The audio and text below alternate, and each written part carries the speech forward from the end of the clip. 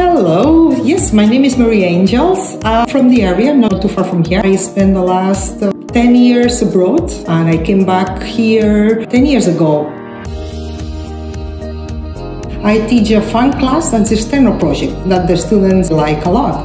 Very dynamic class, where we learn the in and outs of the success of Barcelona as a tourism destination. And we do that by visiting lots of venues, not only hotels, but also architectonical monuments. We visit theme parks, luxury shops, parks, and not only that, we take the most out of it by talking to the professionals on site. We meet with the HR manager, the managers, sales and events, where they tell us all about their venues, how to make it work, the challenges they face, and the compromises also. And they also get to expand their networking by meeting those people. And it means a lot of walking. It's very dynamic. It's a 5-hour class, but we spend it outdoors. So it's a fun way to learn.